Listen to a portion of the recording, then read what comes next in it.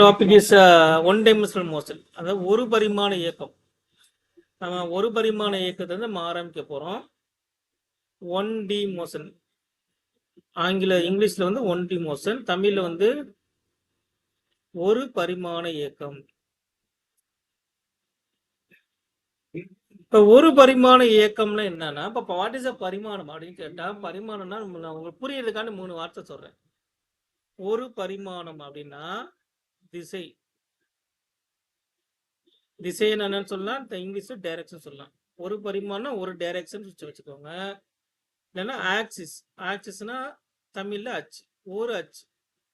ஒரு பரிமாண இயக்கம்னா அந்த பொருளானது ஒரு திசையில தான் போகணும். கண்டிப்பா ஒரு திசை, அதாவது 2 திசையில பயணிக்க கூடாது, ஒரு திசையில பயணிக்கணும். இல்லைன்னா ஒரே ஒரு ஆக்சிஸ் வழியாக பயணிக்கணும். நமக்கு வந்து பொதுவாகவே 3 பரிமாண இயக்கங்கள் இருக்கும். எத்தனைன்னா 3 பரிமாண இயக்கங்கள். அப்போ 3 டைரக்ஷன் இருக்கும், 3 திசைகள் இருக்கும். நான் வந்து எங்க ஆக்சிஸா வரைகிறேன். எக்ஸ் அச்சு, ஒய் அச்சு, இசட் அச்சு. நம்ம 3 அச்சு இருக்கா? இப்போ இந்த 3 அச்சு தான் உங்களுக்கு வந்து திசை.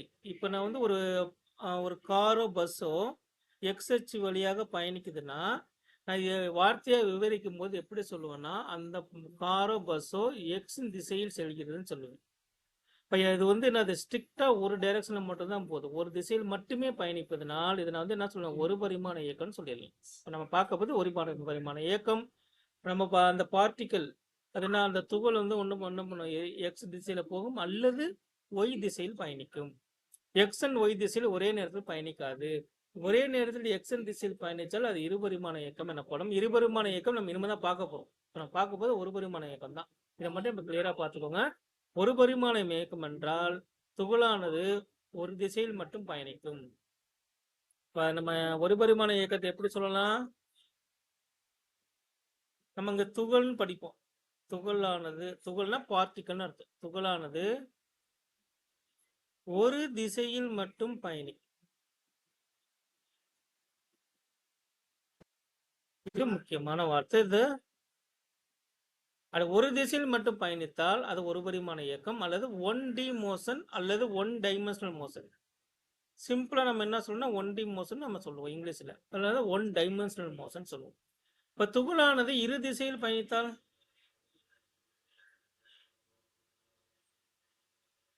நமக்கு 2 திசையில் பயணிச்சுச்சுன்னா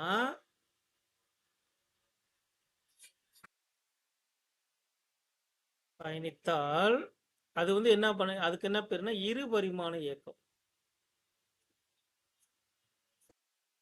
இரு பரிமாண இயக்கம் அல்லது 2 டைமென்ஷனல் மோஷன். இப்ப இரு திசைன்னு வரும்போது 2 ஆக்சிஸ்ல பயணிக்கணும், எக்ஸ் அச்சு அண்ட் ஒய் அச்சு, அல்லது எக்ஸ் அச்சு இசட் அச்சு. துகளானது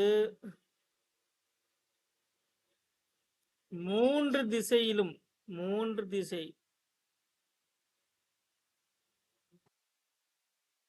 பயணித்தால் அது முப்பரிமாண இயக்கம். உங்களுக்கு முப்பரிமாண இயக்கம்லாம் கிடையாது, நீட் சிலபஸ்ல கிடையாது. அதை பத்தி ஒரி பண்ண வேணாம். நம்ம ஒரு பரிமாண இயக்கம், இருபரிமாண இயக்கம் தான் நமக்கு முக்கியம். இருபரிமாண இயக்கத்துக்கு எடுத்துக்காட்டு எரிபொருள்.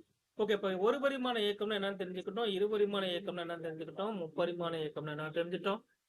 ஒரு பரிமாணம் என்றால் ஒரு திசை, ஒரு திசை என்றால் ஒரு அச்சு. இது வந்து கீவேர்டு மாதிரி மைண்ட்ல வச்சுக்கணும். ஓகே, இன்னும் ஃபர்தரா டெவலப் பண்ணும். அடுத்து பிளேன் அப்படின்னா என்ன? சமதள பரப்பு. பிளேன்னா சமதள பரப்பு. பிசிக்ஸ்ல வந்து சில விஷயம் இயக்கங்களை வந்து நீங்க வந்து விளக்கமா சொல்லணும்னா பிளேனை பத்தி தெரிஞ்சிருக்கணும். இப்போ நான் வந்து இப்போ ஒரு கிளாஸ் ரூம்ல உட்காந்துருக்கீங்க. கிளாஸ் ரூம்ல நீங்க ஒரு போர்டை பாக்குறீங்க. உதாரணத்துக்கு நான் இந்த போர்டு வரைகிறேன். இது கிளாஸ் ரூம்ல இருக்கிற நம்ம பிளாக் போர்ட், சரியா? அப்ப இது ஒரு சமதள பரப்பு தானே. இது நம்ம பிளேன் சொல்லாம, பிளேன் என்றால் சமதள பரப்பு, நான் சமதள பரப்புன்னு சொல்லாம இங்க பிளேன் எழுதுறேன். அப்ப இந்த பிளேனை நீங்க பேர் கொடுக்கணும். பிளேனுக்கு பேர் கொடுக்கணும்னா நீங்க வந்து முதல்ல ஆதி புள்ளியை மார்க் பண்ணணும். நான் இங்க ஆதி புள்ளியை மார்க் பண்ணிக்கிறேன். 0,0. நம்ம கிராஃப்லாம் வரைகிறோம் இல்லையா, அந்த கிராஃப்ல ஆதி புள்ளி. ஆதி புள்ளி வந்து நேரடியாக உங்களுக்கு பாட்டம்ல என்ன ஆகும், கீழே எக்ஸ் அச்சு வரும், இங்க மேல ஒய் அச்சு வரும். அப்ப இந்த பிளேன்ல எத்தனை அச்சு இருக்கு? 2 கார்னர்லையும். இங்க எக்ஸ் அச்சு இருக்கு, இங்க ஒய் அச்சு இருக்கு. இது ஆதி புள்ளி. இதை நான் வந்து எக்ஸ் ஒய் பிளேன் சொல்லுவேன். சரியா? இப்ப அதே மாதிரி இன்னொரு திசை இருக்கு இல்லையா, நமக்கு மூணாவது ஒரு திசை இருக்கு. இந்த திசைன்னு என்னன்னு சொல்லுவேன்? இசட் அச்சுன்னு சொல்லுவேன். இது வந்து கிளாஸ் ரூம்ல பிளாக் போர்டா இருந்துச்சுன்னா நம்ம கீழே உட்காந்துருக்கோம் இல்லையா, தரை, அந்த தரையை அதை அசியூம் பண்ணிக்கோங்க. இந்த தரை இது ஒரு பிளேனு. இந்த பிளேன் என்ன வச்சிருக்கும் பாருங்க, எக்ஸ் அச்சு இருக்கு, இசட் அச்சு. இதை வந்து எக்ஸ் இசட் பிளேன் சொல்லுவோம். சரியா? கிளாஸ் ரூம்ல சைடுல இருக்க செவர் எடுத்துக்கோங்க. இந்த செவரு சைடு வால் நம்ம எடுத்துட்டோம்னா இதை நான் என்ன சொல்லுவேன், இந்த பிளேன்ல என்ன அச்சு இருக்கு, ஒய் அச்சு இருக்கு, இசட் அச்சு இருக்கு. ஸோ நான் இது வந்து X Z sorry Y Z பிளேன்னு சொல்லுவேன். இந்த பிளேனை பத்தின அடிச்சு. இப்போ உதாரணத்துக்கு நான் என்ன பண்றேன்னா, மேலேருந்து ஒரு பொருள் வந்து கீழே விழுதுன்னா நேராக எங்க வந்து விழுன்னா தரையில வந்து விழும். இப்போ தரையில என்ன பிளேன் இருக்கு, எக்ஸ் இசட் பிளேன்ல ஒரு பொருள் வந்து விழுதுன்னு நம்ம விளக்கமா சொல்லணும். நம்ம சயின்டிஃபிக்கா ஒரு விஷயத்தை எக்ஸ்பிளைன் பண்ணணும். பிசிக்ஸை பேஸ் பண்ணி ஒரு விஷயத்தை நம்ம விளக்கமா சொல்லணும்னா, ஒரு பந்தானது எங்க வந்து விழுகுது, எக்ஸ் இசட் பிளேன்ல விழுகுது. இந்த பந்தின் இயக்கம் எப்படி இருக்கு, எக்ஸ் இசட் பிளேனுக்கு பர்பனுக்கு செங்குத்தாக இருக்கு. ஸோ இந்த பிளேனோட அடிப்படையை நான் சொல்லிட்டேன். இப்போ நான் இன்னொரு ஒரு பெஸ்ட் எக்ஸாம்பிள் சொல்றேன். நம்ம கேரம் போர்டு நம்ம விளாட்றோம்னு அசியூம் பண்ணிக்கோங்க. It's like a carrom board. Carrom board like a ground ஃப்ளோர்னா உங்களுக்கு என்ன வச்சிருக்கணும்? ஓகே, திஸ் இஸ் எக்ஸ் அச்சு அண்ட் இசட் அச்சா இருக்கும். இந்த கேரம் போர்டில் காயின்லாம் மூவ் ஆயிட்டு இருக்கு. அப்புறம் என்ன சொல்லுவோம்னா, இந்த கேரம் போர்டு காயின் வந்து எக்ஸ் அண்ட் இசட் அச்சில் பயணிக்கிறதுன்னு சொல்லுவோம். இதான் கொஞ்சம் அடிப்படை தான். இன்னும் கொஞ்சம் நம்ம நிறைய விஷயங்கள் பார்க்க இது எல்லாமே புரிஞ்சிடும். இப்போதைக்கு இதை மட்டும் மைண்டில் வச்சுக்கோங்க. இப்போ அடுத்து வந்து நம்ம ஒரு பரிமாண இயக்கம்னு என்னன்னு பார்த்துட்டு இருக்கோம் இல்லையா. ஒரு பரிமாண இயக்கம்னா ஒரு திசையில் மட்டுமே அந்த பொருளானது பயணிக்கணும். இப்போ ஒரு பரிமாண இயக்கத்துக்குள்ளார போயிடும். ஒரு பரிமாண இயக்கம், ஒரு பரிமாணம்னா ஒரு திசையில் அது இயங்கணும். ஒரு திசைனா ஒரு அச்சில் இயங்கணும். நாங்கள் வந்து எக்ஸ் அச்சு எடுத்துக்கிறேன். இப்போ ஒரு பொருள் வந்து எக்ஸ் அச்சில் பயணிக்கிறதுன்னு சொல்லுவோம். சரியா? இப்போ இயக்கம்னு நமக்கு என்னது? இயக்கம் தொடர்ந்து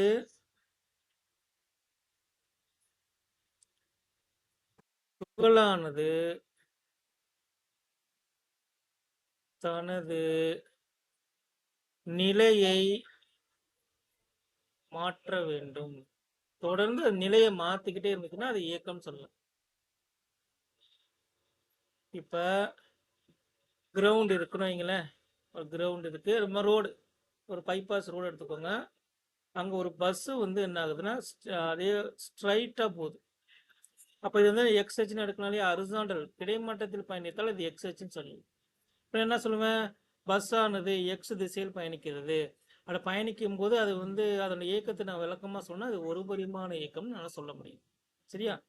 அப்ப இயக்கம்னா என்னன்னா, அது தொடர்ந்து தன் நிலையை மாற்றிக்கொண்டே இருக்க வேண்டும். தன் நிலையை மாற்றிக்கொண்டே இருக்க வேண்டும். நிலைனா பொசிஷன். இப்போ நிலையை நம்ம வந்து எப்படி சொல்றது, நிலையை நான் வந்து எதை பொறுத்து கணக்கிடுவது? நிலையை கணக்கிடுவதுன்னா எனக்கு வந்து ஆதி புள்ளி வேணும். ஆதி புள்ளி, அப்புறம் குறிப்பாயம்.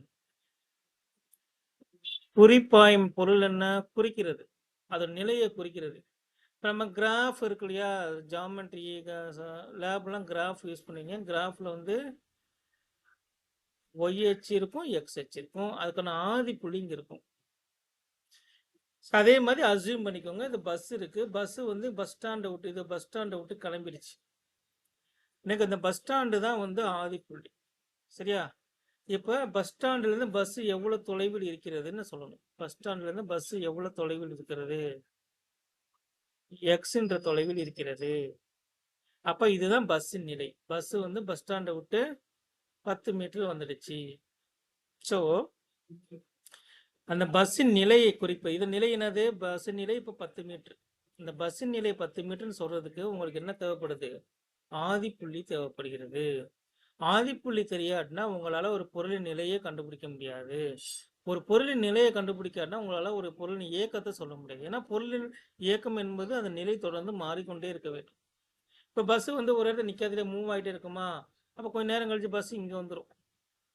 அப்ப பஸ்ஸின் தற்போதைய நிலை என்ன?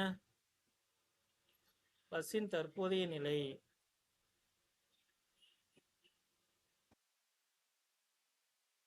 தற்போதைய நிலையை கணக்கிடுவதற்கு நிலையை நீங்க எப்ப கணக்கு பண்ணாலுமே ஆதி புள்ளியில தான் கணக்கு பண்ணணும். ஸோ இதுதான் வந்து பஸ்ஸின் தற்போதைய நிலை. இது வந்து பொசிஷன் 2. இப்போ நான் உதாரணத்துக்கு வந்து 30 மீட்டர்னு சொல்றேன். இப்போ தொடர்ந்து பஸ் பயணிச்சுக்கிட்டே இருக்குமா, இப்போ பஸ் பயணிக்குது, இயக்கத்தில் இருக்குன்னா நிலை வந்து என்ன ஆகுது, தொடர்ந்து மாறிக்கிட்டே இருக்கிறது. இப்போ ஒருவேளை நிலை மாறவில்லை என்றால் அது வந்து பயணத்தில் இல்லை, அது வந்து ரெஸ்ட் கண்டிஷன் இருக்குன்னு அர்த்தம். இது வந்து பேசிக் ஐடியா. இதை வச்சு நான் வந்து ஒன்று ஒன்றா கொண்டு டெவலப் பண்ண போறேன். ஏன்னா இயக்கத்தை குறிக்கணும்னாலே உங்களுக்கு வந்து நிலை தெரியணும். நிலை தெரியணும்னா உங்களுக்கு குறிப்பாயம் வேணும். வந்து ஆதி புள்ளி வேணும். ஆதி புள்ளி வந்து நம்ம குறிப்பாயத்துக்கு கொண்டு போவோம். குறிப்பாயங்கிறது தான் கார்ட்டீசியன் கோஆர்டினேட் சிஸ்டம். அது இன்னும் கொஞ்சம் டெவலப்பா கொண்டு போவோம். இப்போ அடுத்த ஸ்டெப்பு, நிலை தெரிஞ்சிடுச்சு, நிலை மாறிக்கொண்டு இருக்கிறதுனால அது இயக்கம்ன்றது நம்ம தெரிஞ்சிடுச்சு. லெசன் நேம் வந்து ஒரு பரிமாண இயக்கம். உங்க வந்து புக்கில் வந்து யூனிட் அண்ட் மெஷர்மெண்ட்டுக்கு அடுத்து வரக்கூடிய டாபிக் 2வது சாப்டர். அளவீடுக்கு அடுத்து வரக்கூடிய டாபிக் இது. இது வந்து நீட் பேஸ்டா நான் எல்லாத்தையுமே ஃபில்டர் பண்ணி உங்களுக்கு சொல்றேன். கன்ஃபியூஸ் பண்ணாம ஃபாலோ பண்ணிட்டே வந்தீங்கன்னா ப்ராப்ளம் சார்ட் அவுட் பண்ணும்போது ரொம்ப ஈஸியா இருக்கும். ஓகே, கன்டினியூ பண்ணிடலாம். இப்போ நான் வந்து நிலை மாறுதுன்னா என்ன அர்த்தம்? அந்த பொருள் இயக்கத்தில் இருக்கு. சரி, அப்ப நான் வந்து இயக்கத்தை வந்து நான் வழக்கமா பேசணும். இயக்கத்தை பத்தி நான் தெரிஞ்சுக்கணும்னா, நான் இயக்கத்தை பத்தி தெரியணும்னா எனக்கு நிலை மாற்றம் தெரியணும். சரியா? இயக்கத்தை நீங்க எப்படிலாம் சொல்லலாம்? இயக்கத்தை தான் நீங்க என்ன சொல்றீங்க, வேகம், இவ்வளவு வேகத்துல போகுது, ஆங்கிலத்துல ஸ்பீடு. அல்லது இயக்கத்தை நீங்க வழக்கமா சொல்லணும்னா திசை வேகம்னு சொல்லணும். ஒரு பொருளானது இவ்வளவு திசை வேகத்தில் செல்கிறது, வெலாசிட்டி. சரியா? இப்போ உங்களுக்கு ஸ்பீடும் வெலாசிட்டியும், வேகமும் திசை வேகமும் தெரியணும்னா உங்களுக்கு என்ன தெரிஞ்சிருக்கணும்னா கடந்த தொலைவு தெரியணும். கடந்த தொலைவு தெரிஞ்சிச்சுன்னா உங்களால வேகத்தை கணக்கிட முடியும். அதே மாதிரி இடப்பெயர்ச்சி தெரிஞ்சிச்சுன்னா உங்களால திசை வேகம் கணக்கிட முடியும். ஸோ ஒரு செயினிக்கா போகும் பாருங்களேன். முதல்ல உங்களை நிலை என்னன்னு குறிக்கணும். நிலையை குறிச்சிட்டிங்கன்னா உங்களால இயக்கத்தை சொல்ல முடியும். அதே மாதிரி நிலையை குறைச்சிட்டிங்கன்னா உங்களால கடந்த தொலைவு கண்டுபிடிக்க முடியும். அதை நிலையை குறிச்சிட்டிங்கன்னா உங்களால இடப்பெயர்ச்சியை கண்டுபிடிக்க முடியும். ஸோ எல்லாத்துக்குமே அடிப்படையா இருக்குது நிலை. இந்த நிலையை குறிப்பதுக்கு அடிப்படையா இருக்கிறது வந்து குறிப்பாயம். குறிப்பாயத்துல இருக்கிற ஆதிப்புள்ளியை வச்சுதான் எந்த பொருள் நிலையையும் நீங்க வந்து விளக்கமா பேச முடியும். சரி, ஓகே, இது வந்து அடிப்படை. இதை இன்னும் ஃபர்தரா நான் டெவலப் பண்ண போறேன். எப்படி டெவலப் பண்ண போறேன்? கடந்த தொலைவுனா என்ன, இடப்பெயர்ச்சினா என்ன, இரண்டுக்கும் உள்ள வேறுபாடு என்ன, கடந்த தொலைவுக்கும் இடப்பெயர்ச்சிக்கும் உள்ள வேறுபாடு நம்ம கண்டுபிடிக்கணும். அதுதான் நம்ம இப்ப சொல்ல போறேன். ஃபர்ஸ்ட் இந்த சாப்டரை பொறுத்த மட்டும் கடந்த தொலைவு அல்லது ஆங்கிலத்துல வந்து டிஸ்டன்ஸ் டிராவல்டு அல்லது பாத் லென்த் எல்லாம் ஒரே தான். கடந்த தொலைவு, டிஸ்டன்ஸ் டிராவல், பாத் லென்த். டிஸ்டன்ஸ்னாலும் கடந்த தொலைவுனாலும் ஒண்ணுதான். இது அனைத்துமே ஸ்கேலர் குவான்டிட்டி. சரியா? இது வந்து ஸ்கேலர்னு சொல்லுவாங்க. ஸ்கேலர்னா என்னது? ஸ்கேலரை பொறுத்த மட்டும் உங்களுக்கு வந்து திசை தெரியாது, ஆனா அதோட எண் மதிப்பு தெரியும். உதாரணத்துக்கு 5 கிலோ ஆப்பிள் வாங்குறீங்கன்னா ஆப்பிள் என்ன சொல்லுவேன், 5 கிலோன்னு சொல்லுவேன். இந்த 5 கிலோ என்பது எண் மதிப்பு. இங்க நான் திசையை பத்தியே பேச மாட்டேன். ஸோ திசையை சேர்த்து சொன்னா அதுக்கு வந்து என்னது, வெக்டர் குவான்டிட்டி. அப்ப டிஸ்டன்ஸுங்க என்பது ஸ்கேலர் குவான்டிட்டி, அதுக்கு எண் மதிப்பு மட்டும்தான் உண்டு. அடுத்து இடப்பெயர்ச்சினா என்ன? வாட் இஸ் இடப்பெயர்ச்சி? இடப்பெயர்ச்சினா டிஸ்பிளேஸ்மெண்ட். இந்த பேரலல் இங்கிலீஷ் வேர்ட்ஸை நோட் பண்ணி வச்சுக்கோங்கம்மா. இப்போ இடப்பெயர்ச்சியும் டிஸ்பிளேஸ்மெண்ட்டும் வெக்டர் குவான்டிட்டி. வெக்டர் குவான்டிட்டினா உங்களுக்கு எண் மதிப்பும் இருக்கும், திசையும் இருக்கும். உதாரணத்துக்கு வெலாசிட்டி திசை வேகத்தை எடுத்துக்குவோம். திசை வேகத்தை நான் எப்படி சொல்லுவேன்னா, திசை வேகம் விங்கிறது வெக்டர்.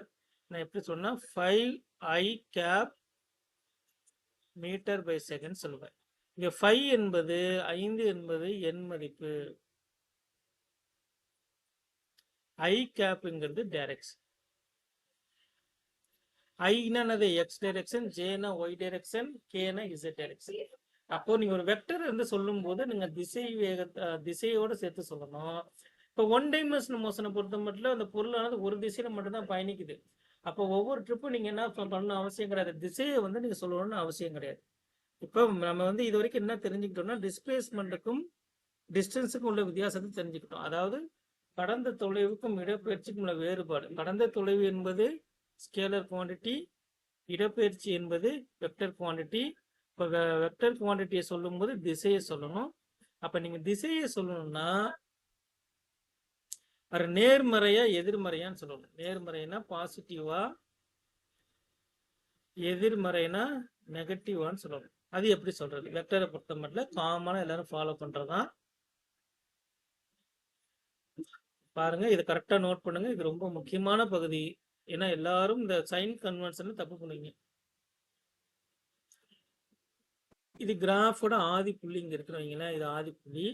ஆதி புள்ளிக்கு வலது பக்கம் போனா நேர்மறை பாசிட்டிவ், மேல் பக்கம் பயணிச்சுன்னா அது வந்து பாசிட்டிவ், கீழ் நோக்கி பயணிச்சா அது நெகட்டிவ், இடது பக்கம் பயணிச்சா அது நெகட்டிவ்.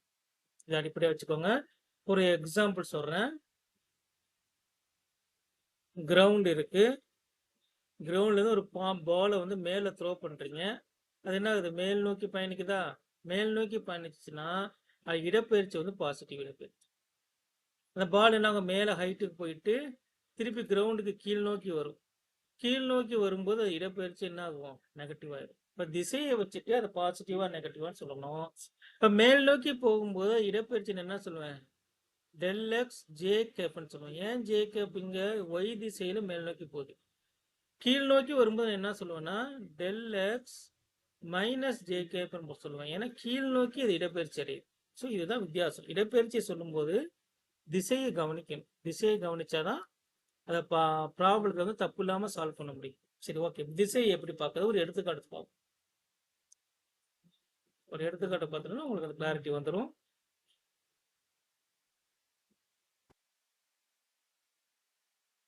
இப்போ நான் வந்து சேம் ஸ்டோரி தான். இங்கே பஸ்ஸு காருக்கு அதெல்லாம் சொல்ல மாட்டேன். நான் இப்போ வந்து டெக்னிக்கலாகவே எக்ஸ்பிளைன் பண்ணிடுறேன். இது என்னோட ஆதிப்புள்ளிப்பா, நல்லா கவனிச்சுக்கோங்க. இது வந்து என்னோட ஆதிப்புள்ளி. குறிப்பாயம். குறிப்பாயத்திலே ஒரு பொருள் இருக்கு. சின்னதாக ரவுண்டு போடுறேன். இதான் என்னோட பொருள். கலர் மாற்றிக்குவோம், கிரீன் கலர் வச்சுக்குவோம். இந்த பொருளின் தற்போதைய நிலை என்ன சொல்லுவீங்க? தற்போதைய நிலை x1 is equal to 0. ஏன்னா ஆதிப்புள்ளியில் இருந்துச்சுன்னா அந்த நிலை வந்து 0 ஆயிடும். அந்த பொருள் வந்து சிறிது நேரம் கழிச்சு இந்த நிலைக்கு வந்து நிற்கிது. நான் நிலையை கணக்கு பண்ணணும். நிலையை குறிக்க வேண்டும் என்றால் நான் ஆதிப்புள்ளியில் தான் குறிக்கணும். நான் ஒரு வேல்யூ கொடுக்குறேன். நான் 5 மீட்டர்னு சொல்றேன். இப்ப கடந்த தொலைவு என்னன்னு கேட்டா என்ன சொல்லுவீங்க? கடந்த தொலைவுனா டிஸ்டன்ஸ்.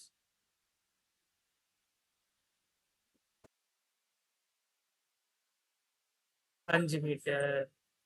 வேலை நீங்க எதையுமே ஒரி பண்ண வேணாம். எவ்வளவு தொலைவு போயிருக்குன்னு கண்டுபிடிச்சாலே போதும். ஆனா இடப்பெயர்ச்சின்னு கேட்டா என்ன பண்ணுவீங்க?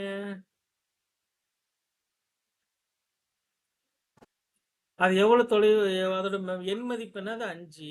5 மீட்டர். ஓகே தான். ஆனா திசையை சொல்லணும்.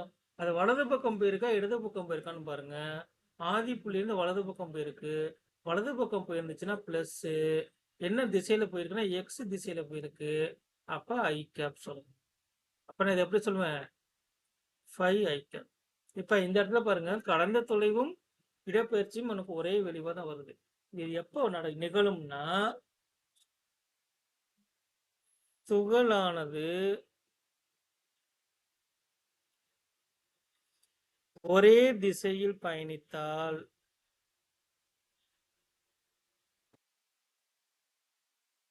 கடந்த தொலைவு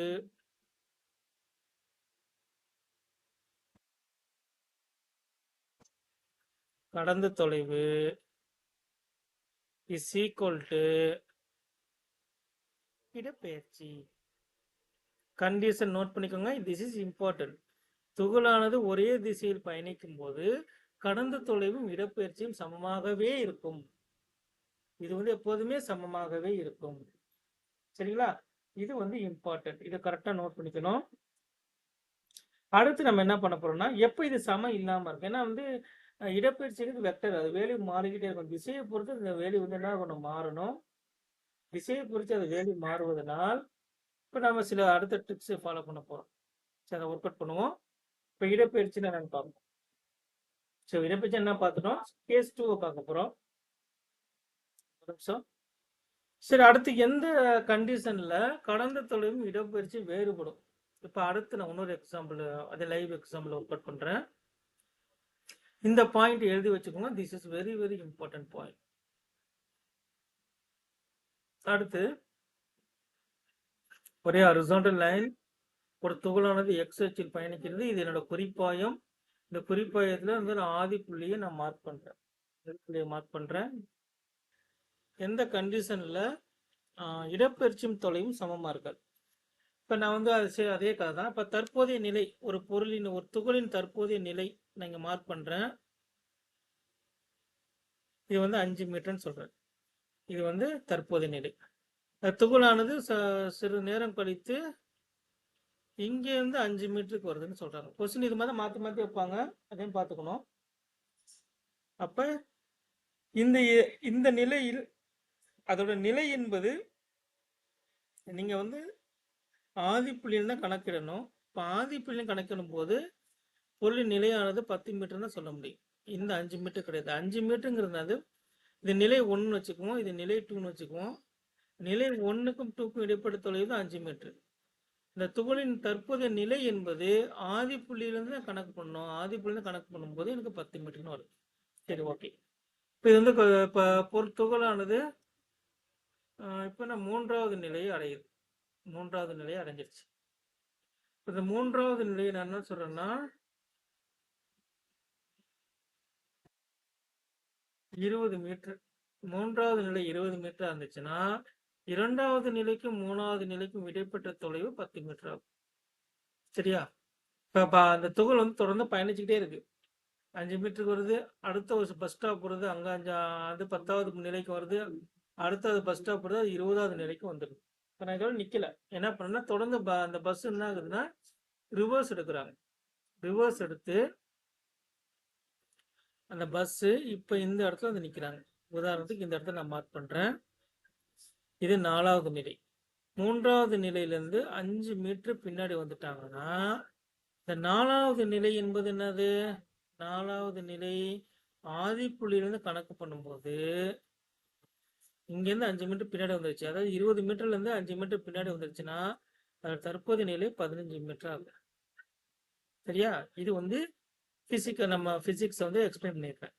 இப்போ நான் என்ன சொல்லணும்னா ஃபர்ஸ்ட் உங்களை கண்டுபிடிக்க சொல்றது நிலை 4ல் இடப்பெயர்ச்சி என்ன அப்படின்னு கேட்குறேன். நிலை 1லேருந்து 4, நிலை 1லேருந்து 4க்கான இடப்பெயர்ச்சி. சரி, நிலை 0லேருந்து 4ன்னு வச்சுக்கேன். சரி, ஓகே. இப்போ வந்து நான் திசையை பார்க்கணும். இடப்பெயர்ச்சி நான் திசையை பார்த்து சொல்லணும். இப்போ இடப்பெயர்ச்சி நீங்க திசையை சேர்த்தானே சொல்லணும். முதல்ல என்ன ஆகுது? 0 நிலையிலேருந்து 5 மீட்டர் டிராவல் ஆயிடுச்சு, ரைட் சைடு வந்துருச்சா? இப்போ என்ன சொல்றேன்? 5i gap. நான் இங்கே வந்து ஐ கேப் சொல்லணும்னு அவசியம் இல்லை. ஏன்னா ஒரு திசையில் மட்டும் நம்ம படிக்கும்போது வெக்டரை சொல்லணும்னு அவசியம் கிடையாது. அடுத்து என்ன ஆகுது? இங்கேருந்து அடுத்து ஒரு 5 வந்துடுது ப்ளஸ் ரைட் சைடு. இங்கேருந்து இங்கே எவ்வளோ வந்துடுது? சாரி, இந்த நிலை 2லேருந்து நிலை 3க்கு அது எவ்வளவு தொலைவு பயணிச்சிருக்கு? 10. அதுவும் வலது பக்கம் தான். இப்ப நிலை 3 வந்து நிலை 4க்கு 5 மீட்டர் பயணிக்குது. ஆனா இடது பக்கம் பயணிக்குது. இப்ப -5 மீட்டர் போகுது. இப்ப என்னோட இடப்பெயர்ச்சி என்ன வருதுன்னா 15 மீட்டர்னு வருது. ஆனா இதே கடந்த தொலைவு நான் என்ன சொல்லுவேன்? கடந்த தொலைவை பொறுத்தோம்னா நீங்க பிளஸ் மைனஸ் பார்க்க வேணாம். நீங்க பிளைண்டா ஆட் பண்ணிட்டு வாங்க.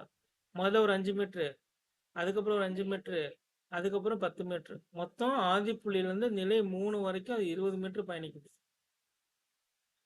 பிளஸ் பாதி புள்ளி நிலை 3ல இருந்து நிலை 4க்கு ஒரு 5 மீட்டர் பயணிக்குது. மொத்தம் இப்போ கடந்த தொலைவுங்கிறது 25 மீட்டர்னு வந்துடுது.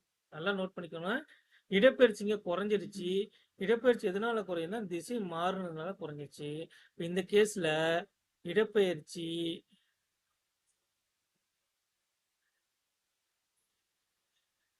கடந்த தொலைவை விட கம்மியா இருக்கு. Less than. சரியா? இது எப்ப நடக்கணும்? இது எப்ப நடக்கும்னா துகளின் திசை மாறினால், நல்லா நோட் பண்ணிங்க. 2வது பாயிண்ட் நான் எழுதுறேன். துகளின் திசை மாறினால் இடப்பெயர்ச்சி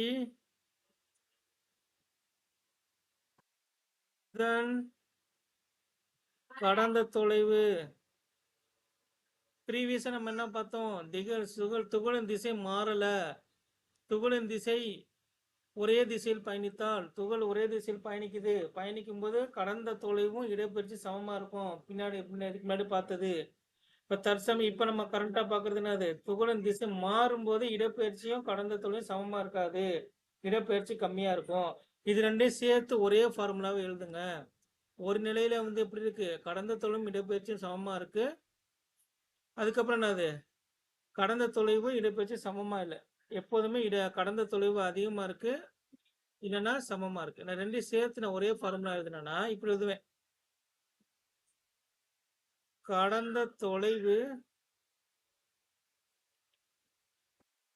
greater than or equal to இடப்பெயர்ச்சி. கடந்த தொலைவு எப்போதும் இடப்பெயர்ச்சியை விட அதிகமாகவோ அல்லது சமமாகவோ இருக்கும். This is important point. இப்ப கடந்த தொலைவு என்பது டிஸ்டன்ஸ் தானே. அது என்ன குவான்டிட்டி? ஸ்கேலர் குவான்டிட்டியா? நான் அப்படி வந்து ஷார்ட்கட் எழுதுறேன். Scalar always greater than or equal to vector. இப்படி எழுதலாமா? இப்ப எதெல்லாம் ஸ்கேலர் எதெல்லாம் வெக்டர்னு தெரிஞ்சுக்கணும். எதெல்லாம் ஸ்கேலரு? distance is a scalar always greater than or equal to displacement. அதாவது தொலைவு இடப்பெயர்ச்சியை விட சமமாகவோ அல்லது எப்போதுமே கிரேட்டராக இருக்கும். தொலைவு always greater than or equal to இடப்பெயர்ச்சி. வேற என்னது? தொலைவில் தான் நீங்க வந்து ஸ்பீடு கண்டுபிடிப்பீங்க. சராசரி வேகம் always greater than or equal to சராசரி திசை வேகம். சரியா? இது ரொம்ப முக்கியமான பாயிண்ட். இந்த தேரம் மாதிரி ஒரு ஃபார்முலா மாதிரி இதை எழுதி வச்சுக்கோங்க. இப்ப குறிப்பாயத்துல நம்ம ஒரு விஷயம் பார்ப்போம். குறிப்பாயத்தின் ஆய அச்சு தொகுப்பு அப்படின்னு டாபிக் இருக்கும். Frame of reference. Frame of ரெஃபரன்ஸ்னா என்னன்னு தெரிஞ்சுக்கணும். அதாவது குறிப்பாயத்தின் ஆய அச்சு தொகுப்புல ஃப்ரேம் ஆஃப் ரெஃபரன்ஸ் என்னன்னு பார்க்கணும். ஓகே, இப்போ வந்து நம்ம ஃப்ரேம் ஆஃப் ரெஃபரன்ஸ் என்னன்னு பார்க்கணும். அந்த குறிப்பாயத்தின் ஆய அச்சு தொகுப்புல ஃப்ரேம் ஆஃப் ரெஃபரன்ஸ் என்னன்னு தெரிஞ்சுக்கணும். ஏன்னா நம்ம வந்து ஆதி புள்ளி குறிப்பாயத்தை பத்தி தெரிஞ்சுக்கிட்டோம். இப்போ அடுத்து ஃப்ரேம் ஆஃப் ரெஃபரன்ஸ் என்னன்னு பார்ப்போம். இது முடிச்சுன்னா அந்த இன்ட்ரோடக்ஷன் வகுப்பு முடிஞ்சிடும். இப்போ ஃப்ரேம் ஆஃப் ரெஃபரன்ஸ் ரொம்ப இம்பார்ட்டன்ட். ஃப்ரேம் ஆஃப் ரெஃபரன்ஸ் நம்ம ஆதி புள்ளி தான். நம்ம ஆதி புள்ளியை வச்சு தான் ஃப்ரேம் ஆஃப் ரெஃபரன்ஸை நம்ம சொல்லுவோம். ஆதி புள்ளியை வச்சு தான் ஒரு பொருளின் நிலையை நம்ம குறிக்கிறோம். ஸோ இது வந்து குறிப்பாயம். இப்போ வந்து பொருளின் நிலை நான் வந்து மார்க் பண்ணுறேன். இப்போ நான் வந்து நியூமெரிக்கல் வேல்யூலாம் கொடுக்காம நான் வந்து நோட்டேஷன்ஸ் கொடுக்க போகிறேன். நான் வந்து ஒரு மதிப்பு 5, 10, 15 சொல்லி வழக்கமா சொன்னதெல்லாம் உங்களுக்கு புரியறதுக்காண்டி சொல்றதுதான். இப்போ வந்து பொருளின் நிலை வந்து x1ன்னு சொல்றேன். சரியா? இப்போ வந்து டைம் வந்து நம்ம டைமையும் மார்க் பண்ணணும். இப்போ டைம் 0வா இருக்கும்போது, நேரம் 0வா இருக்கும்போது, அது நிலை x1ல இருக்கு. இப்போ இந்த பொருள் வந்து மூவ் ஆக ஆரம்பிக்குது. இந்த பொருள் வந்து x2க்கு வந்து நிக்குது. இப்போ பொருளின் தற்போதைய நிலை வந்து x2. இந்த பொருள் வந்து நகர ஆரம்பிச்சோன்னு நீங்க வந்து என்ன பண்ணணும், டைமை வந்து கணக்கு பண்ணணும். அதை ஸ்டாப் வாட்ச் ஆன் பண்ணிக்கணும். ஸ்டாப் வாட்ச் ஆன் பண்ணீங்க, ஸ்டாப் வாட்ச்னா நீங்க மொபைல்லாம் பார்த்துருப்பீங்க, அதான் ஸ்டாப் வாட்ச். அப்ப இந்த பொருள் நகர்ந்து போக போக போக போக போக உங்களுக்கு டைம் மெஷர்மெண்ட் கிடைச்சிக்கிட்டே இருக்கும். அப்ப பொருள் வந்து நிலை 1ல இருந்து நிலை 2க்கு வர்றதுக்கான கால இடைவெளி எவ்வளவு காலத்தில் நிலை x1லிருந்து x2 நிலைக்கு செல்கிறது. இப்ப நம்ம வந்து இங்க அளக்கிறது வந்து நிலையையும் அளக்காம காலத்தையும் சேர்த்து அளத்தீங்கன்னா அதுக்கு பேர் என்னது, ஃப்ரேம் ஆஃப் ரெஃபரன்ஸ். முத பாயிண்ட். இரண்டாவது, ஃப்ரேம் ஆஃப் ரெஃபரன்ஸ் FOR போடுறேன். Frame of reference. Frame of ரெஃபரன்ஸ்ங்கிறது நிலையாக இருக்க வேண்டும். நிலையாக நகரக்கூடாது.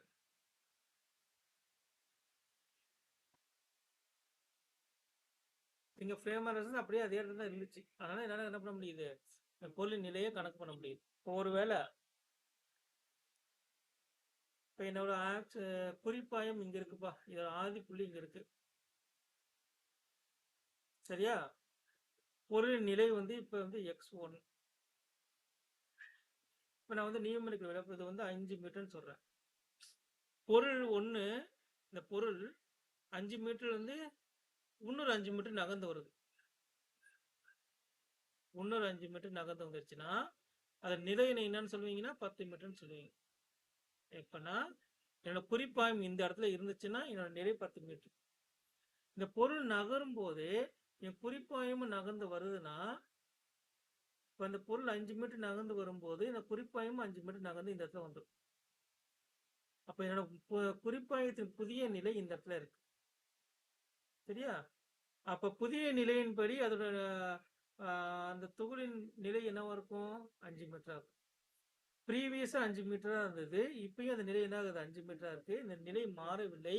இதனால இந்த குறிப்பாயம் நகர்ந்து வந்துருச்சு. இப்போ குறிப்பாயம் நகரக்கூடாது. இப்போ நான் உங்களுக்கு இந்த ஸ்கூல் புக்ல ஒரு எக்ஸாம்பிள் சொல்லியிருப்பாங்க. ஒரு காரை நான் எடுத்துக்கிறேன். கார் எடுத்துக்குவோம். Like it's a car.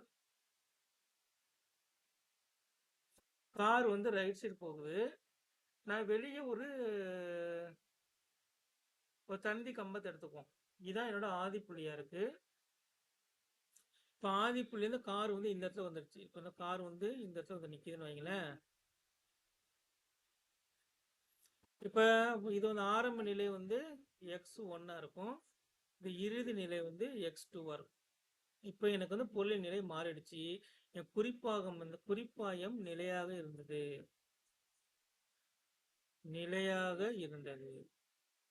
அதனால என்னால வந்து என்ன பண்ண முடியுது, நிலையை குறிக்க முடியுது. இப்போ நான் என்ன பண்றேன்னா, கார் இருக்கு.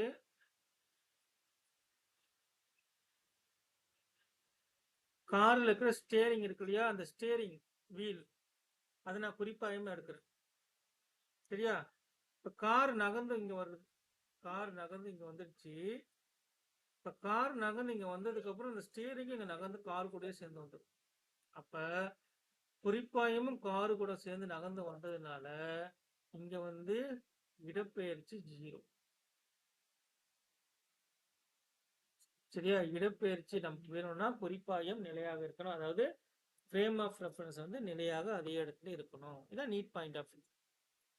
ஓகே, இதுல இருந்து இப்போ அடுத்ததா நம்ம அடுத்த ஸ்டெப் ஜம்ப் ஆகும். அடுத்த ஸ்டெப்பு சராசரி திசை வேகம். சராசரி வேகம் பார்ப்போம். சராசரி வேகம் ஃபார்முலா இங்க வந்து கடந்த தொலைவு தான் யூஸ் பண்ணணும். கடந்த தொலைவு என்பது ஸ்கேலர். நல்லா நோட் பண்ணிக்கணும்.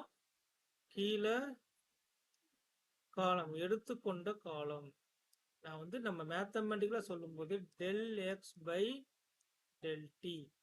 சராசரி வேகமா எஸ் போட்டு கீழே ஏவிஜின்னு போடுவேன். இதான் ஆவரேஜ் ஸ்பீட், அதான் சராசரி வேகம்.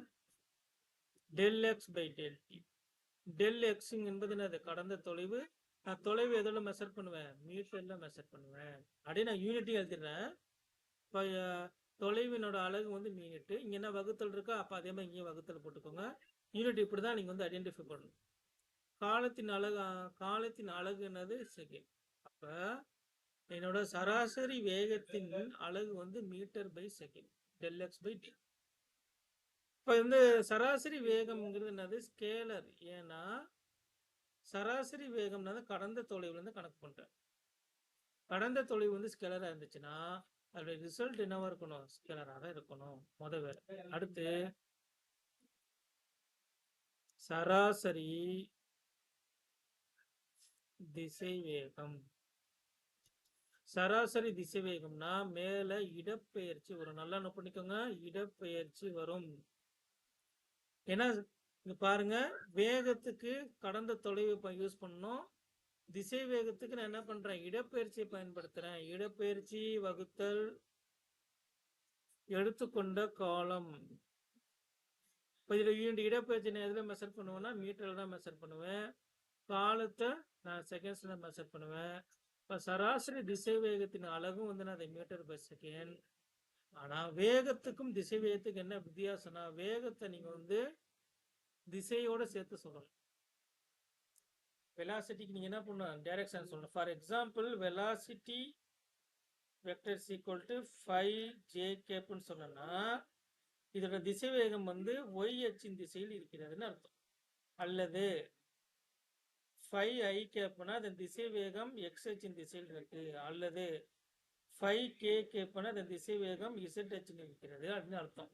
ஆனா வேகத்தை சொல்லும்போது நான் எதையுமே சொல்ல மாட்டேன். 5 மீட்டர்ஸ் per செகண்ட் மட்டும்தான் சொல்லுவேன்.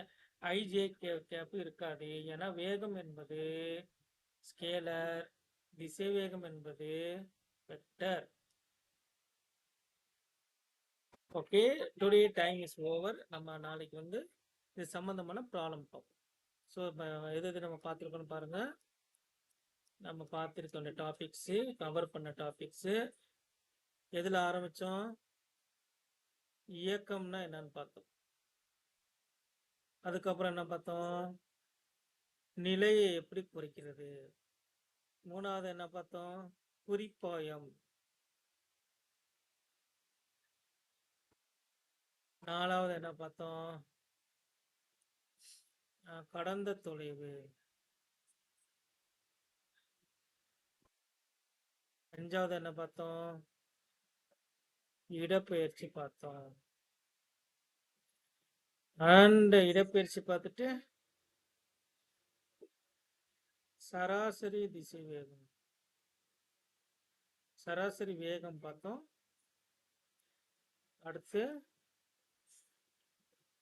சராசரி திசை வேகம் தியரிட்டிக்கலா அவ்வளோ பார்த்துட்டோம்.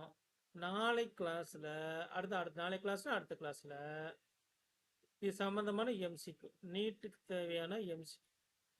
ஓகே, நீட்டுக்கு தேவையான எம்சி. ஓகே, நமக்கு online classes available for Tamil medium. Tamil medium மாணவர்களுக்கு நம்ம கிளாஸஸ் இருக்கு.